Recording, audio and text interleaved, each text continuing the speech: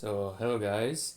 I was messing around with Dream HAL, and as some of you may know in the Dreamcast community, he posted a bunch of code that allows you to basically get higher resolution on the Dreamcast.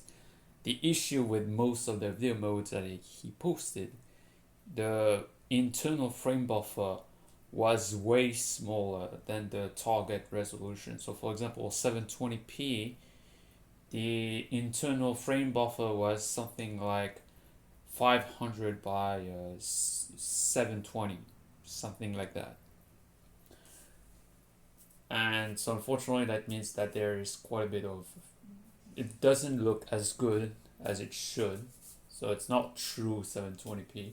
In fact, it doesn't look that much better than 480p on the Dreamcast. However, while I messed around with it, I found out that it is actually possible to get higher resolutions, including for the frame buffer.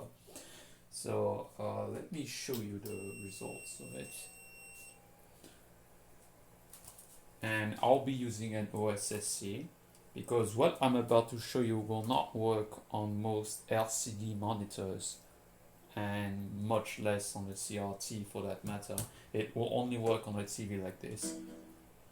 And that's due to multiple reasons, which I'm going to show like now.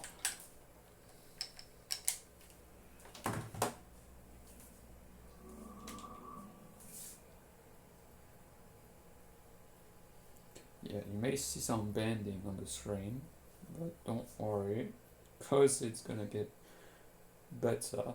And yeah, so this may not look very impressive at first until if you take a look at what the OCC reports, or should actually I'm going to show you first what the TV sees.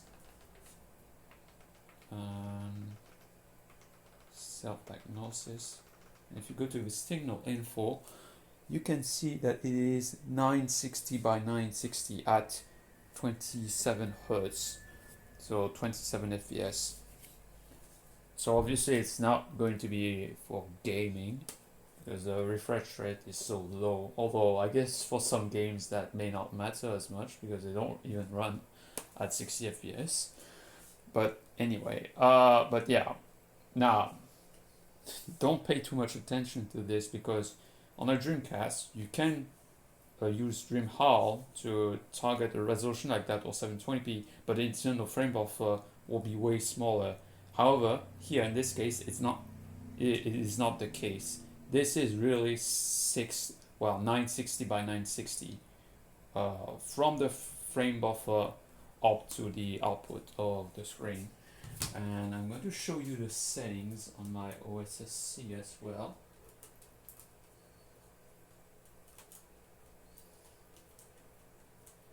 And oddly enough, it detected it as this resolution, which is a common PC resolution. And yeah, well, obviously this still doesn't tell you that the internal frame buffer is way smaller. But I mean, you can clearly tell at the image that it looks way higher resolution than your typical image, like even a 480p image. And obviously this one is meant to be it is anamorphic, so it's supposed to be 16 by 9 stretched, and now it looks proper. And yeah, looks way better. In fact, 960 by 960, it's the same pixel count as 720p. So essentially, on the Dreamcast, I managed to have sort of like the widescreen, the anamorphic widescreen equivalent of 720p on the Dreamcast, which is actually pretty cool. Now, can you render 3D with this? It's yes and no, because out of the box, it's not going to work because the height of the resolution it's too high. So you will need to use multiple buffers to actually render 3D on that. And that may not even work because I talked to someone else who's more knowledgeable and you may even have to not use the tile accelerator to render 3D on that.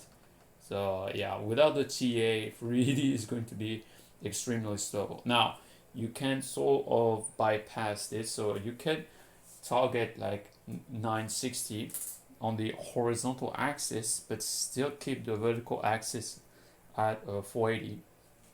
That way 3D will work out of the box. But obviously you'll have less vertical resolution, so that may not be desirable, which is up to you really. But yeah, anyway, that was semi HD on the Dreamcast.